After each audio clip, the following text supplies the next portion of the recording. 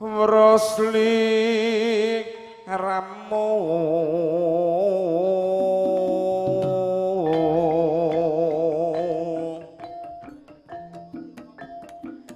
anane mong tansah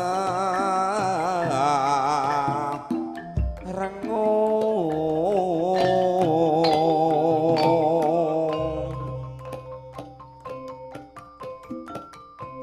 sing dikalih apa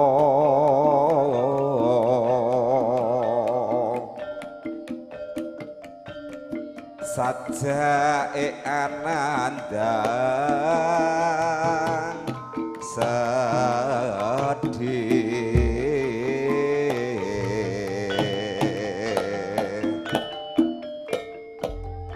aja susah wong susah bange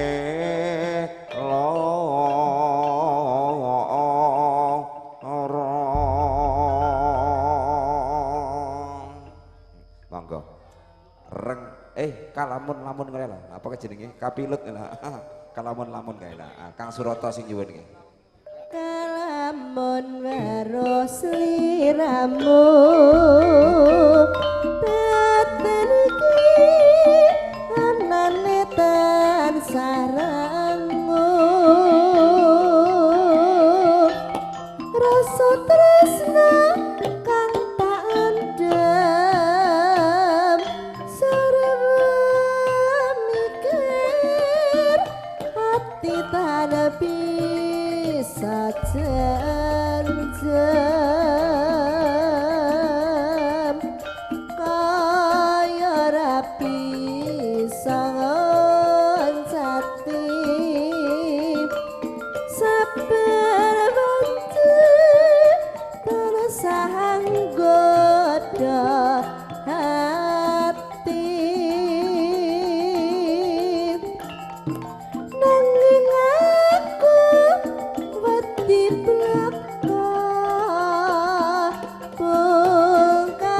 pungkasane temahan lara tresna senadyan ada yen gatulu nanging caket sajroning atiku ganakku nandang tresna iki wis kinodrat sateremi ngalampai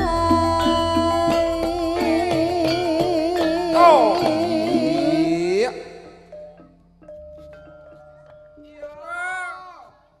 Ula sama sapa ngendut datan omah hatiku wis kapilut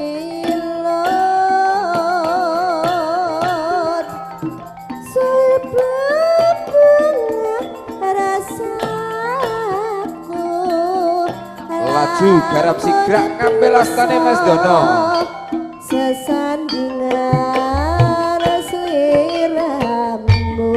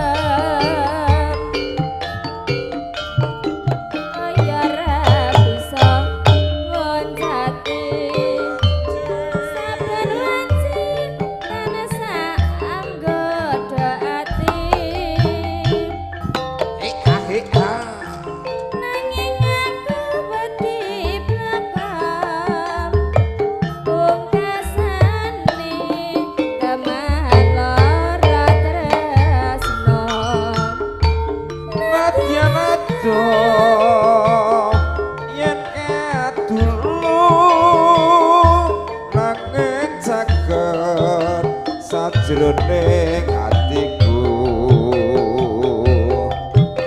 nggonku nandang tresno iki wis kinodra sedermo nglampahi ya ngepos lek kula sawah sapa ngandut datan awak atiku wis kapilo laju kopi jahe panyunanipun Pak Demikut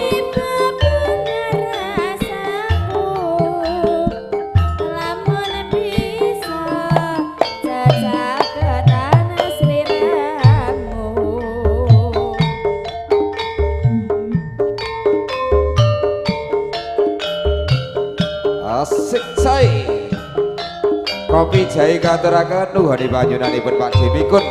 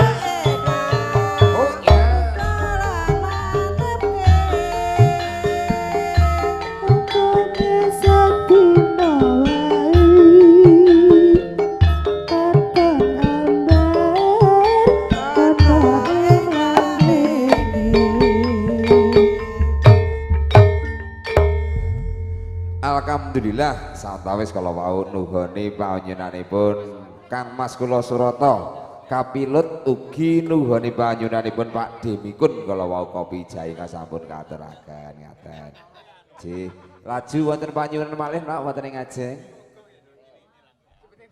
sinten oje ngaten nuwun sewu niki tak talu rumiyin nggih talu rumiyin mangke laju suka parisuka mangke laju dipun aturaken dumateng sagunging para tamu ngaten nggih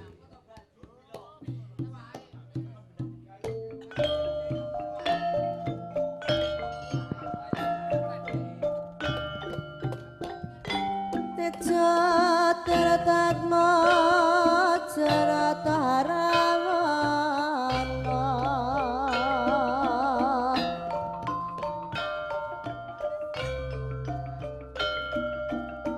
Rama Rama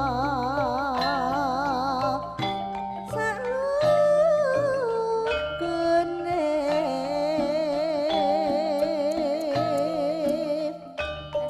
wong marti pikir raja ya mas ujung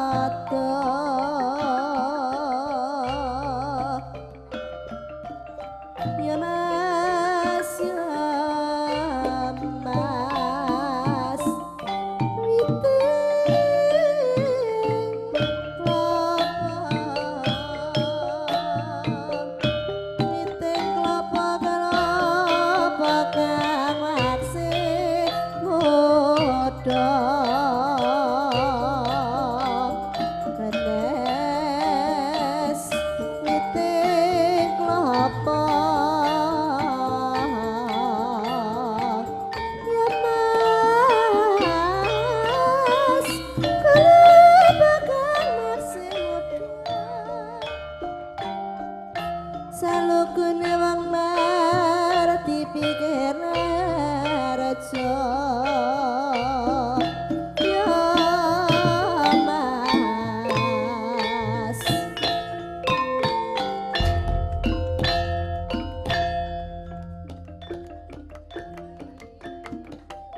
mingkar mingkur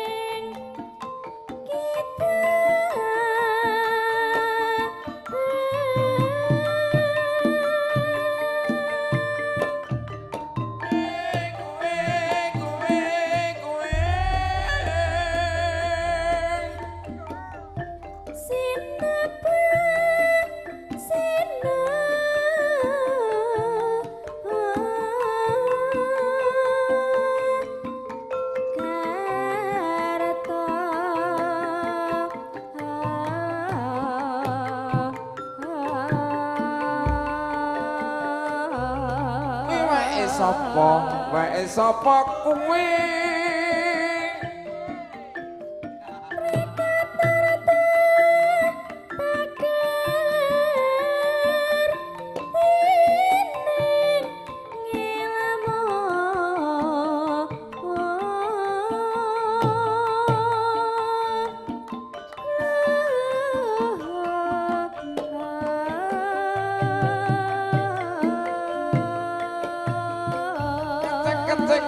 kecek dasar ayu minter obat kang tubrane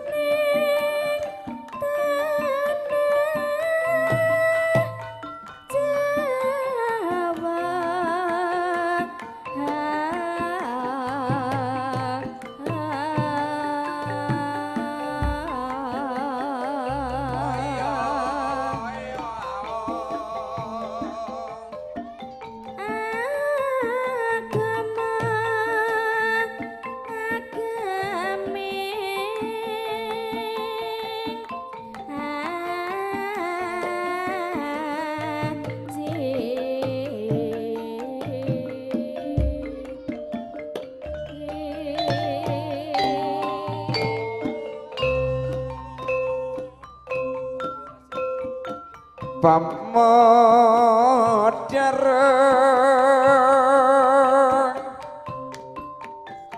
waskitane ngati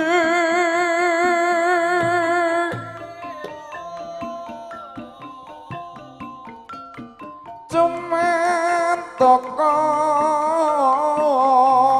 hani rupu jonggo dagat muda ing batine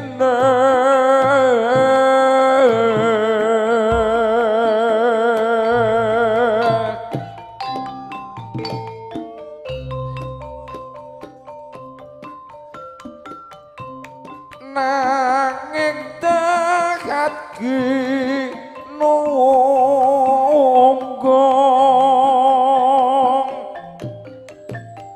datan werung akeh cepi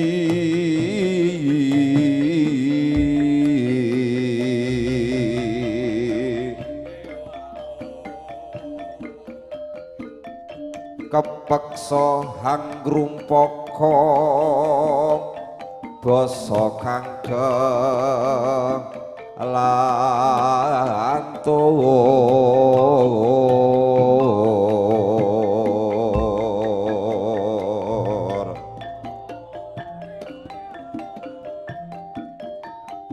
tutur kaget tulo-tulo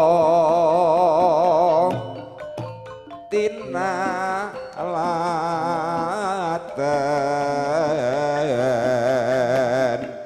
ruruh kalawan rire bring pajaring sasmita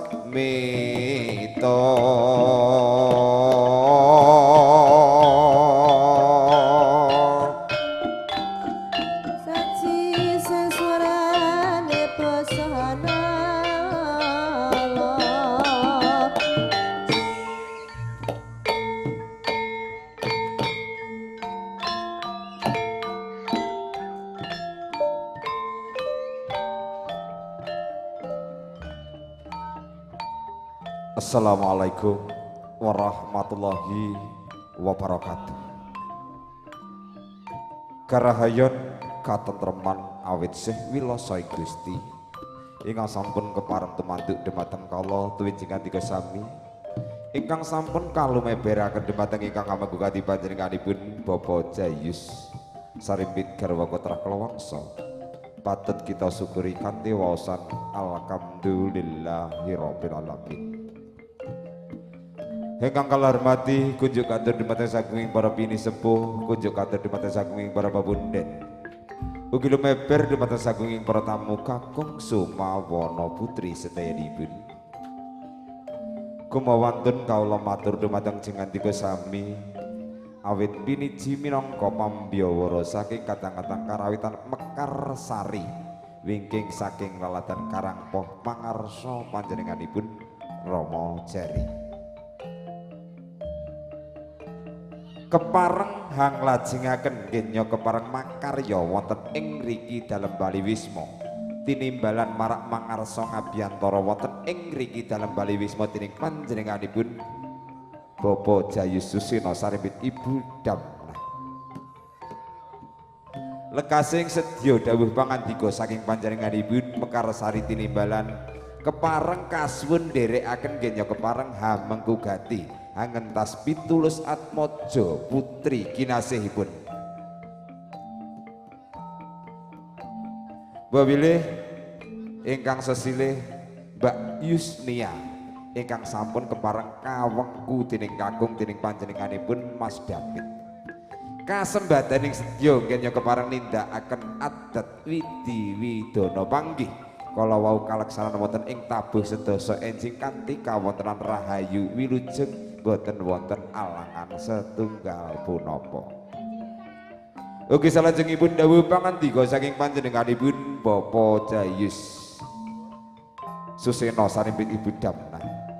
Mekarsari kasuwun asung suga-suga tapang libur kunjuk katur dumateng sagunging para tamu ingkang sampun kesdu ing penggalih hangrawuhi menapa ingkang dados undanganipun Bapak Jayus wonten ing dalu puniki.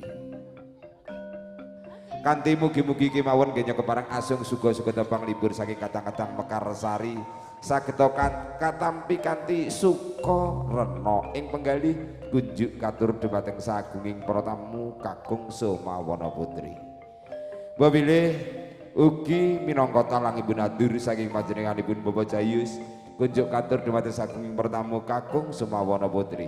Sepindah kepareng nilakaken agunging panuwun kanthi karawuhan panjenengan sami ingkang salajengipun Bapak panjenengan sami sampun ngantos kesesa kundur rumiyin monggo ngiras pantes lelenggan kanthi prayogi ngiras pantes hanjenengi anggenipun kagungan hajat panjenenganipun Bapak Jayus sarimpit garwa putra kula wangsa ngantos paripurna. Mugi-mugi kasembadaning sedya kenya kepareng nuhuning darmaning asepuh Bapak Jayus sarimpit Ibu Damna Purwa Madya Wasana tansah manggih rahayu wilujeng boten wonten alangan setunggal punapa. Wabilih saking pangarsa kadang-kadang karawitan Mekarsari panjenenganipun Rama Jari Bobile wonten kirang langkung ing samudayanipun anggenipun makarya wonten ing mriki dalem Bali Wisma mawantu-wantu pepundhen kula Rama Jari namung saged nyuwun agunging samudra pangaksambi ingkang dahat tanpa pepindhan.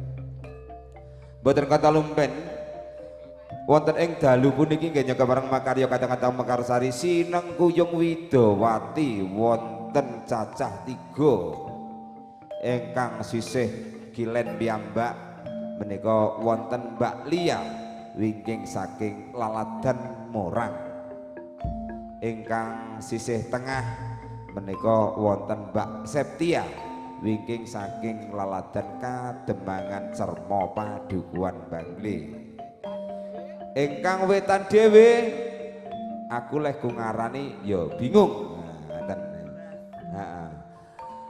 Bagi saya adalah talenta yang tidak mudah untuk dilakukan untuk siapa saja. Yang jelas panjenenganipun derek angkleluri luhuring budaya Jawi ingkang yektos budaya karawitan wonten Mas Febri.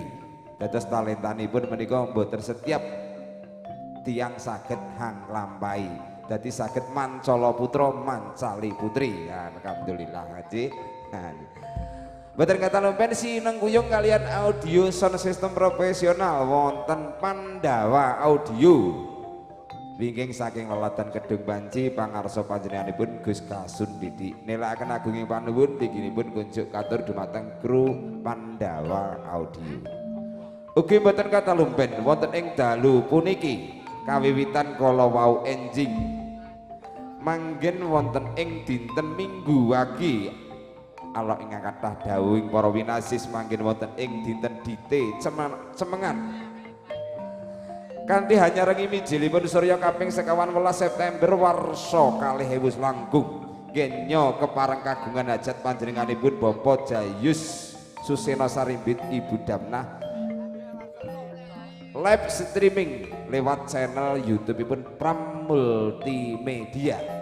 Dua pilih kunjuk katur dumateng sedaya pamirsa budaya karawitan ingkang sampun klik dumateng channel YouTube-ipun Pram Multimedia katemben kewala mekarsari makarya wonten ing Laladan Dusun Kayen Desa Randualas RT gangsal 11 RW gangsal ingkang kawengku dening panjenenganipun Bapak Jayus Suseno Sarimbit Ibu Damnah kasembadaning sedya kasuwun nderekaken anggenipun nuhuning darmaning kasepuh hangentas pitulus atmaja putri kinasihipun ingkang sesilih Mbak Yusnia ingkang sampun kepareng kawengku dening kakung ing mriku panjenenganipun Mas David.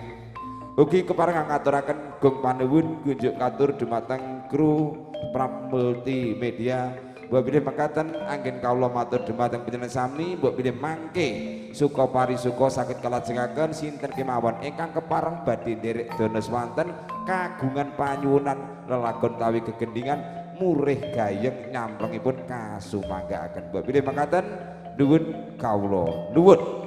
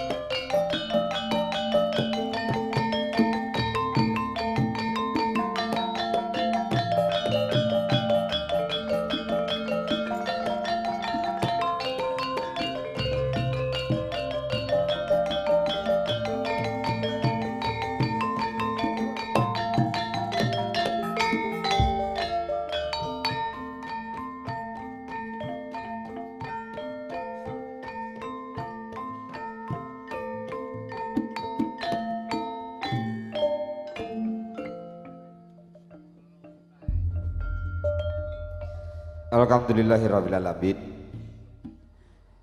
Kalau wau katemben kewala suwuk wiwara talu minangka pratandha pambukaning adicara suka kenya kepareng asung sugoda panglibur saking katang-katang karawitan mekarsari kunjuk katur dumateng sagunging para tamu ingkang tasih kesdu ing penggalih lelenggahan wonten ing ngriki dalem Bali Wisma kanthi kepareng nuhuni menapa ingkang kados undanganipun Bapak Jayi Susino Sarimit Ibu Damna. Mugi-mugi lelenggahan panjenengan sami sinambiang laras kegendingan saking Mekarsari Karawitan sageta damel jambinipun sayah panjenengan sami ngaten. Wabila ingkang sampun kalataraken wonten ing ajeng kala wau sinten to? Sinten kewala ingkang kepareng badhe kagungan panyuwunan lelagon tawi kegendingan kasumanggaaken kepareng nyaket wonten ing pepanggungan mangke kepareng dawuh dumateng kadang-kadang Widawati ngaten. Wabile ugi menika sampun kantuk nawala menika request saking ibu-ibu ingkang wonten ing pawon nggih wonten ing dapur.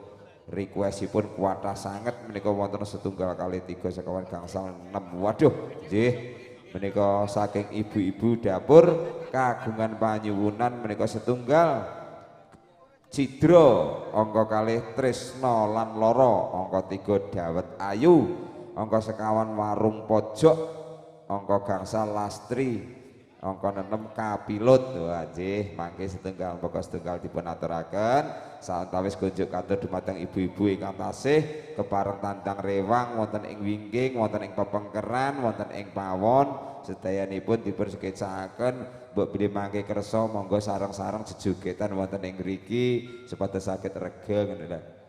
Lha iki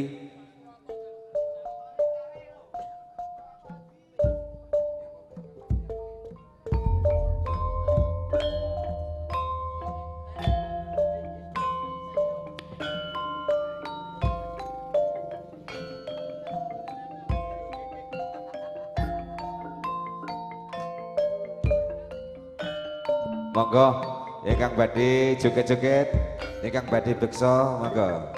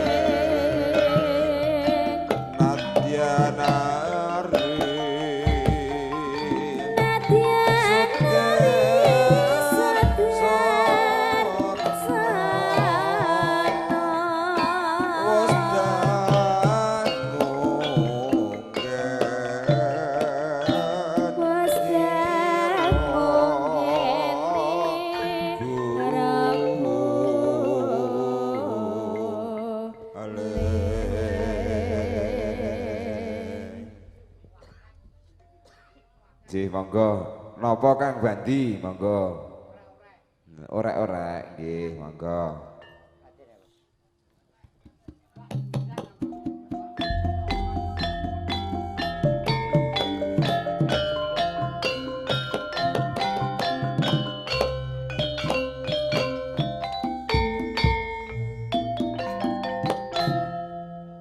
Riap-riap neng isor ringin raketang cedelet ke tombo pengen. Apa iki?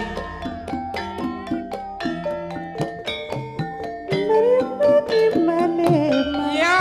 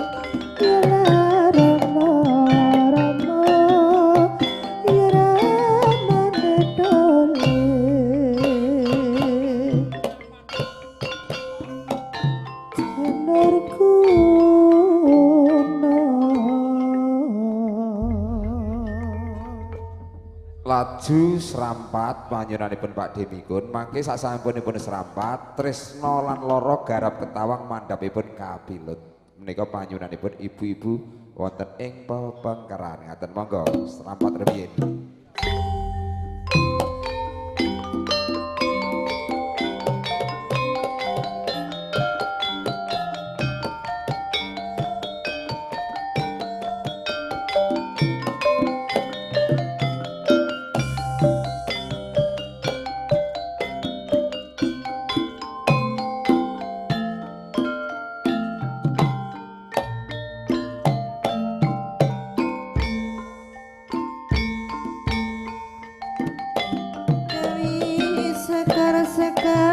Bapunden Sri Kresna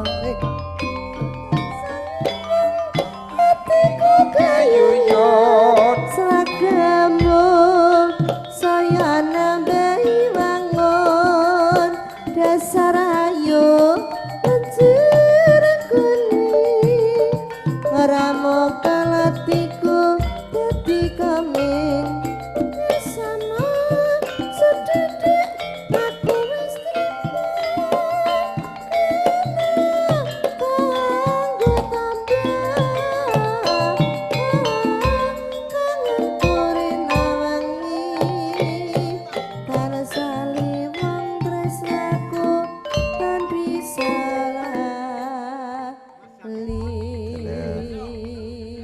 Pak To, sabar rumiyin nggih dipun rantos menika tasih kuwatah panjenenganipun dados saged diselang-seling saking ajeng ugi saking wingking ngaten. Tresna lan lara garap ketawang mandhapipun kapilut nderekaken request saking ibu-ibu ingkang wonten ing pawon.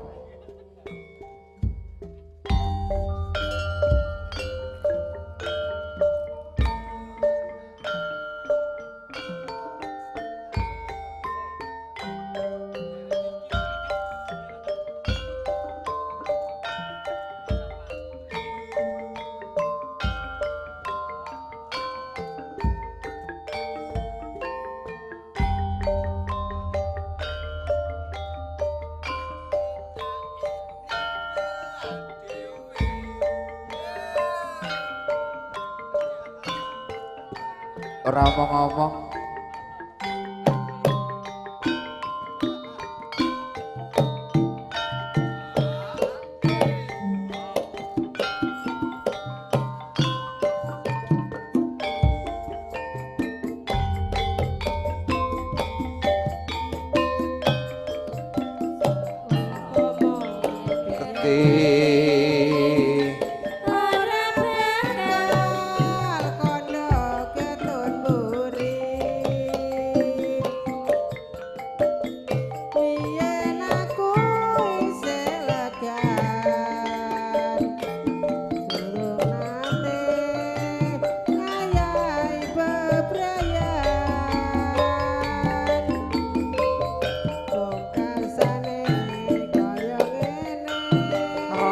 tresna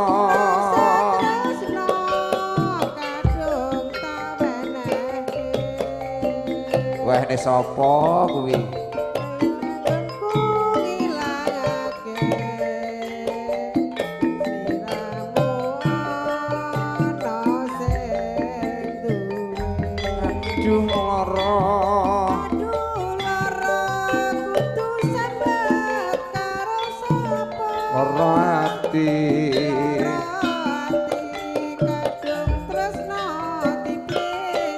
Aduh Gusti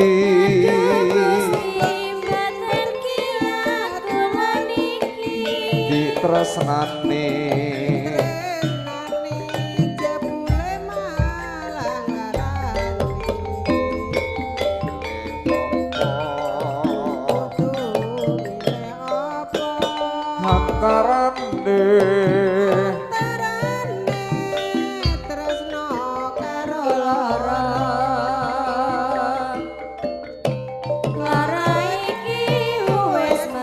mandhap kapilut garap sigra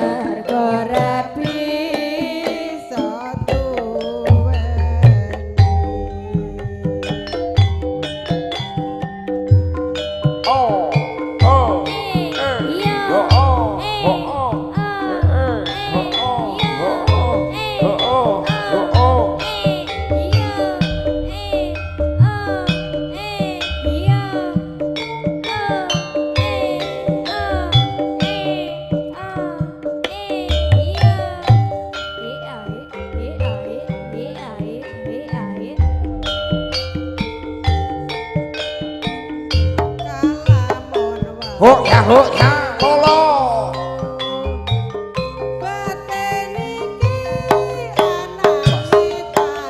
Jos. Cok.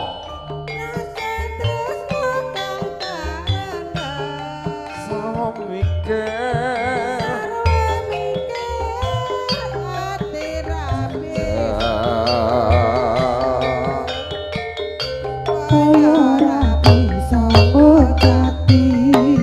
Saben wati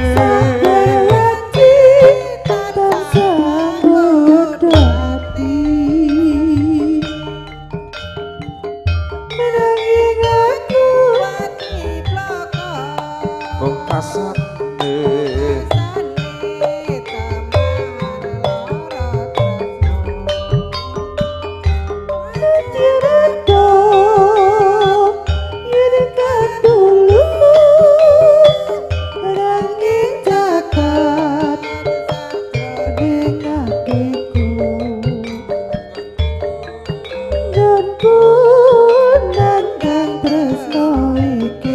wis kinodra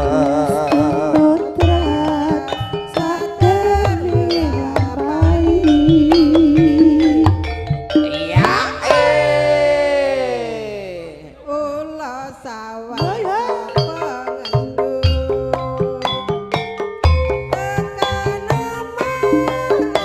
iya jos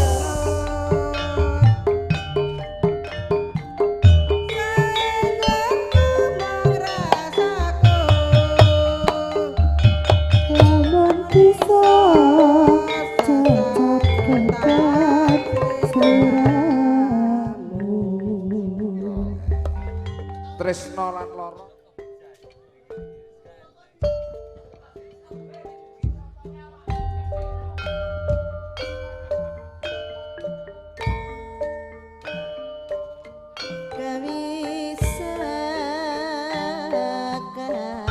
Sakar ya mas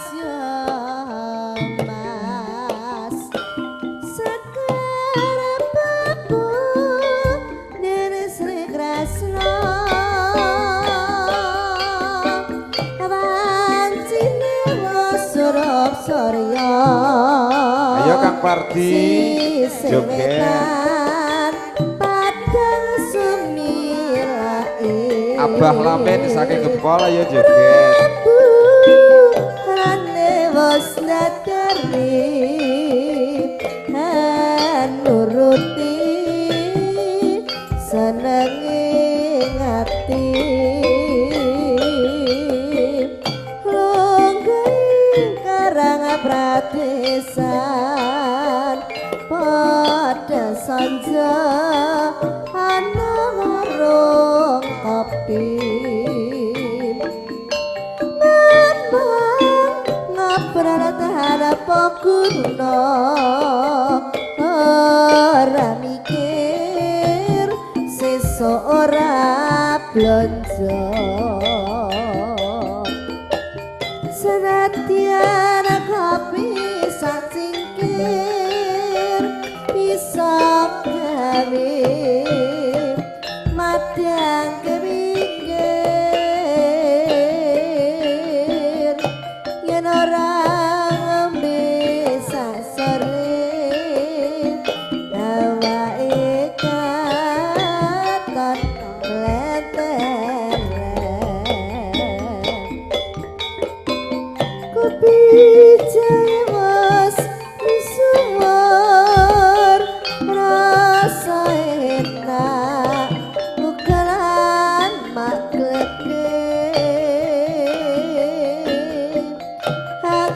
mandap Dawet Ayu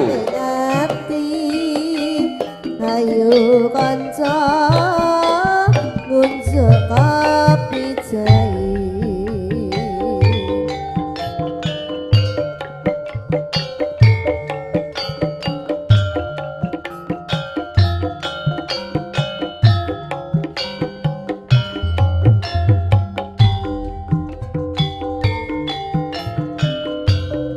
Dawet Ayu katuraken kunjuk katur dhumateng ibu-ibu ingkang wonten ing pepengkeran wonten ing dapur ingkang tandang rewang wonten ing dapur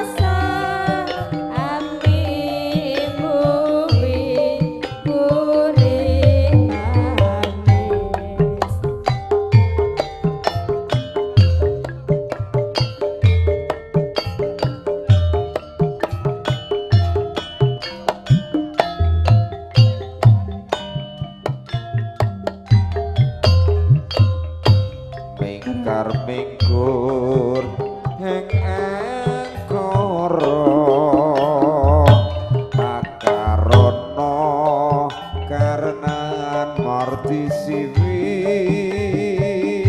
sinawung ros mineki dong sinoba sinokarto prepatarto pakartine ilmu luhur kang tumrap neng tanah Jawa agama agemeng haji.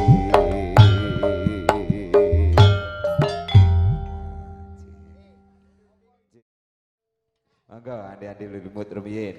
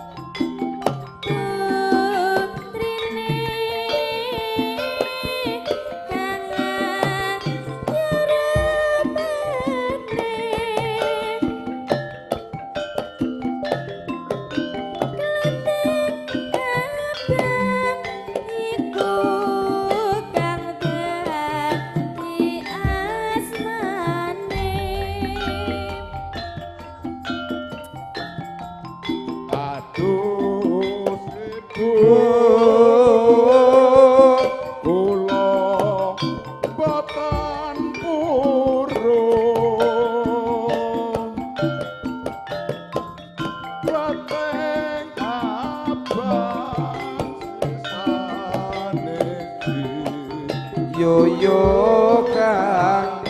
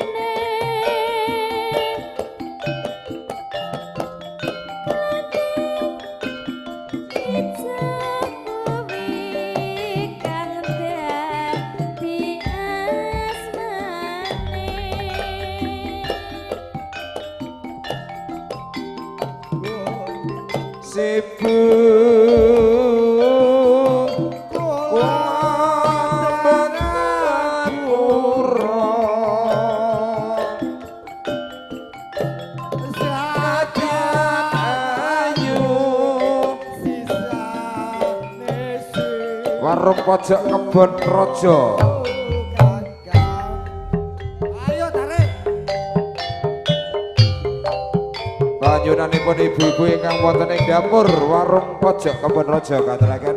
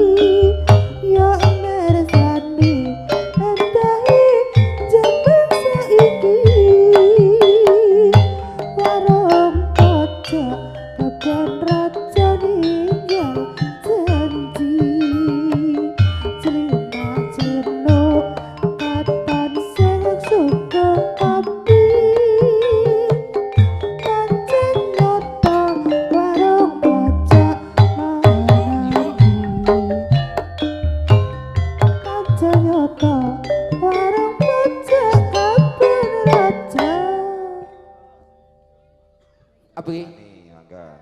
Deman. Urip.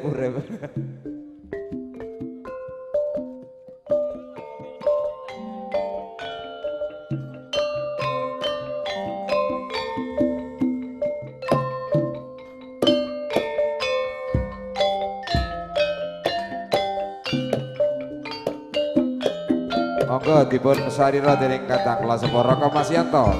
Kulirjo tamu.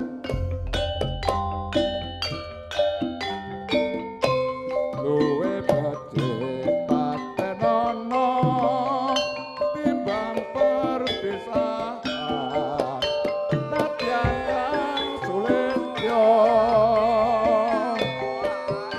tarik wangi samudana marang kula warga garwa lan putra liwat ingkang ing alismu kaduka angglandang rasane atiku nadyan wis ning serius waktu aku isih mampu ladeni sulahmu mongko kowe bocah gunung nadyan bocah gunung aduka andriko jiwa raga kok urung kehormatan mampro ruko arep pinjung urip ana kutha gedhe kowe tak tukoke omah isine kowe apa-apa wae nadyan sesideman mesti kasembadan langsung gubuk asmara dangdut Ngaten. Selamat rumiyin mangke mandhapipun gubuk asmara. Sane penak ngaten. Monggo ngaturaken rumiyin.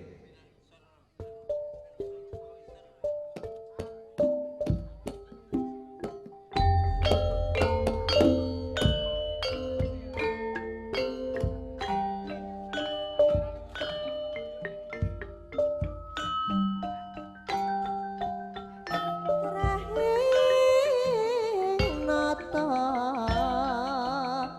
ya mas garwa risang danajaya paramani tuling dan prayatna sabarang ayo sambrana Para besan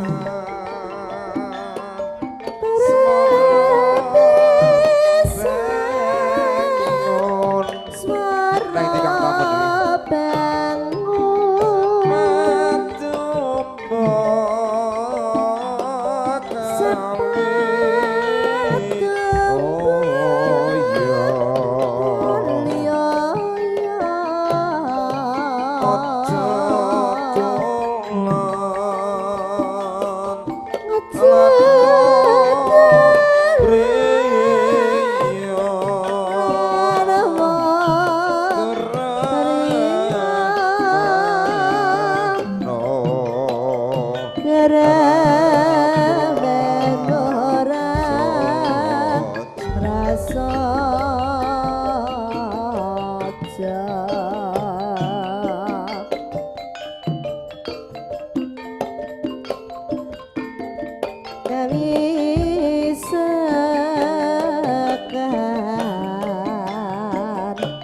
Yemas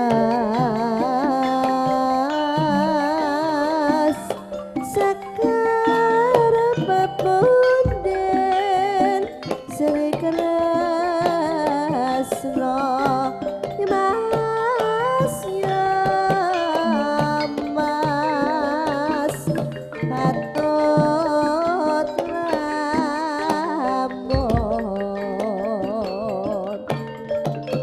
landhep gubuk asmara.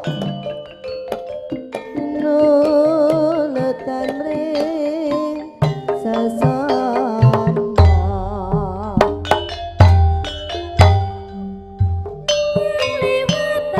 Ayo Mas Yanto.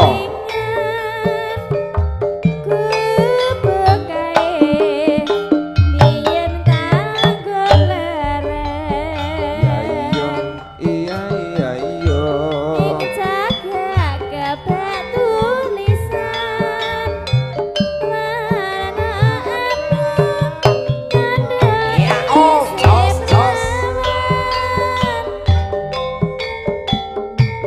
jenenge gubuk asmara iya kae Oh ya yo sak sak jos. tanpa batal tanpa kloso bot abote ketaman asmara gubuk kae berwadi nanti besok makan saiki gubuk kae kebak krita tengah wangi ati raino Iya ngempos sik Dik. caketan sajrone ati ketan lutut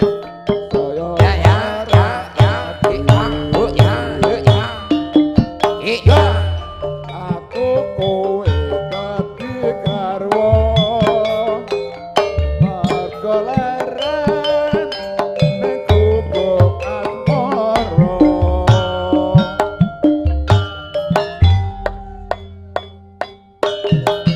Sok sok. Monggo Wadi Lamin laju saking Gempol.